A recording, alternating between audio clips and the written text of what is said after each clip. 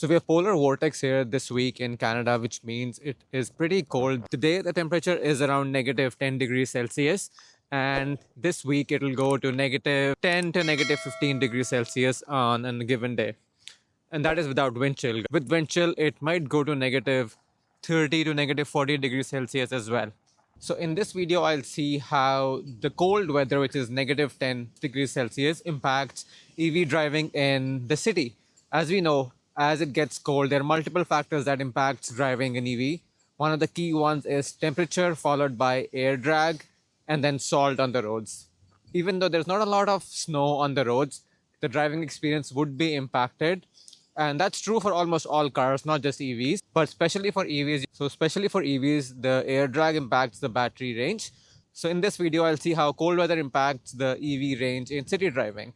It's getting really cold, so I'll go back in the car and continue the video. Next, we'll check how the range that we have on the car is showing on the screen versus how it actually performs when it drives similar amount of kilometers. So the car is showing the temperature is negative 10 degrees Celsius, which is really cold right now, and with wind chill it might go even lower. And as of now, I have roughly 70% of battery in the car, which is showing we have 376 kilometers of driving range. As you know, when we drive in winters, the range that the car shows here is normally estimated, and you may not get the exact range that the car shows on the screen. So I'll start driving around the area in the city in stop and go traffic and see how this range is impacted with city driving. I've zeroed in on the car screen, stop and go traffic, and see how the range on top of the screen is impacted versus how much do we actually drive, and we'll see the difference in the end. So when driving an EV, it's really important to know the ins and outs of the car so you can maximize the range that you're getting. For example, if it's a really cold day, it's ideal or it's beneficial for the car if you use seat heaters as well as heated steering. The good thing with Teslas is that all the five seats have heat seat and the steering wheel also warms up pretty nice. It's also pretty easy on Teslas to turn on and turn off heated steering wheel and heated seats. Just click on the climate. For front left, you can control from the button on the left. On the right, you can do the same thing on the right side. For rear, just click on the rear button on top, turn it on, turn it off the way you want. And if you don't want to use it, just click all off and it'll turn off all the heated seats. So let's start driving and see how the car performs in stop and go traffic in the city. The temperature is still around negative 10 degrees Celsius. I'm not using FSD right now. Once we go outside in the city and I hit some traffic, I'll start full self-driving.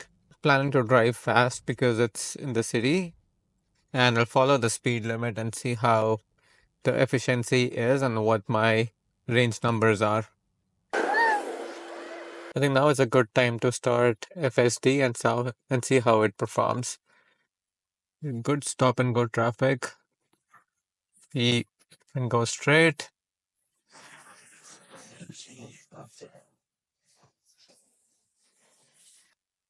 So my car is a 2022 Model 3 all-wheel drive. I also have the acceleration boost. I'm not sure if that makes a difference on the range and efficiency. As of now, you might have seen that I have aero wheels on my car, which are the best ones for efficiency. As of now, I have driven 1 kilometer and I've used roughly 4 to 5 kilometers of rated range on the car.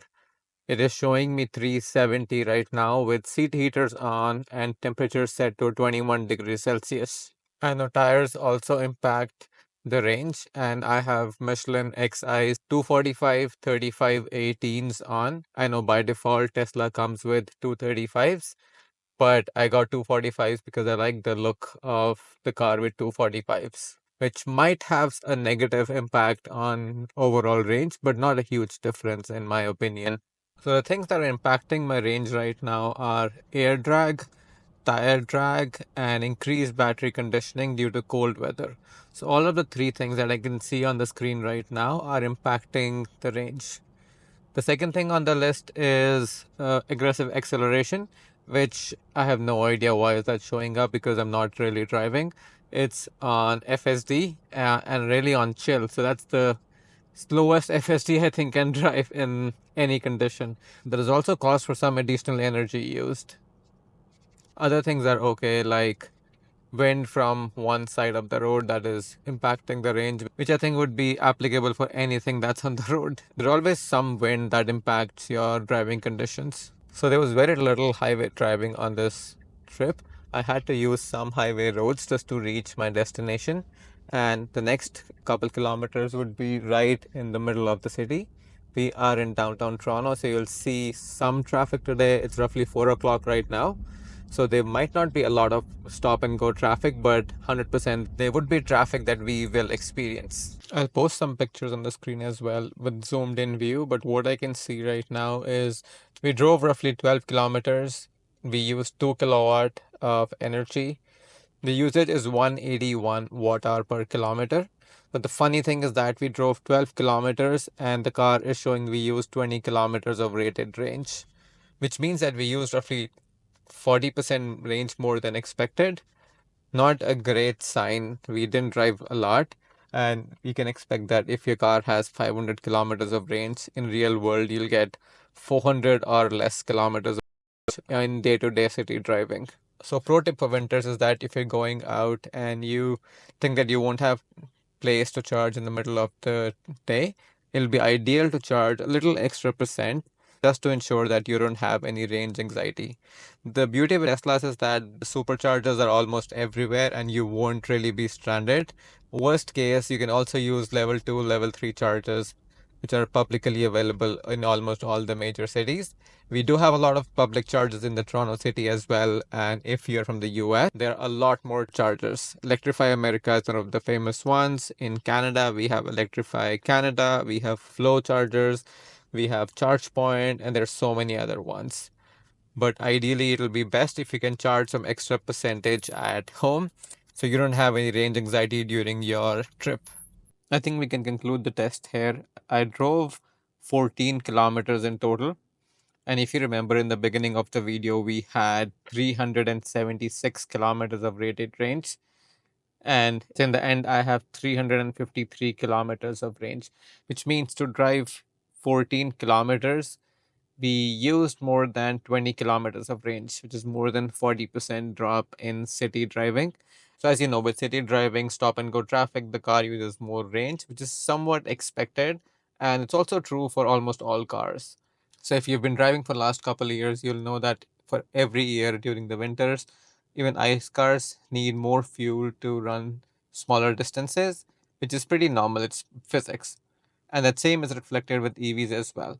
The temperature that was set in the car for the entire duration was 21 degrees Celsius to keep me warm. Seat heaters were on, steering wheel heating was also on, so I didn't have to blast the HVAC. There was wind from the west, which costed zero point 0.9 kilometers on this trip, which is not too much, I believe. Brake pedal, I don't know if I used brake pedal during the trip or no, but might have used for a little while. And in terms of percentages, we started the trip at 76%. So to do this 14 kilometers of trip, we used 4% of range, which you can see on the screen right now. Exactly, it used 3.9%, which is not too bad. I know the rated range that the car is showing on the screen is way different than what I actually get, but 4% for driving 10 kilometers in negative 10 degrees Celsius is pretty good, I would say. The car had no concerns driving in this cold weather, no traction issues. I know there's no ice on the road, but even with air drag, tire drag, everything else, the car was totally fine. I think we can conclude that the car works really well in winter weather. There's a toll on the range, but if you charge for a little extra percent every day here and there, you won't have any concerns in doing your day-to-day trips. For local city driving, it's not really a huge concern, and for long trips, you can always rely on Tesla superchargers. So I've done some road trips, and I don't think I had any concern with using the Tesla superchargers. I did try third-party ones; they weren't the best, but for Tesla ones, I think they work really well, and you shouldn't have any problem. The good thing with Teslas is that once you start a road trip, it maps out everything. If you need to charge, if you don't need to charge, if you need to charge on the way there, or if you need to charge on the way back, the car takes care of everything. So you don't have to worry about anything and just enjoy your road trip. So would you drive a Tesla in negative 10 degrees Celsius winters? Tell me in the comments below. I recently did a video in which I tested FSD, which is full self-driving, with my Tesla Model 3 2022 and Hardware 3 car. And I tested it around the Toronto area. It was also cold on those days. I'll list the video on the screen right now. So please take a look at the video if you're interested in full self-driving and wanted to know how it really works. If you found this video helpful and informative, please like and subscribe. I'll be getting a lot more videos in future with my Tesla Model 3 and other EVs as well. See you in the next one.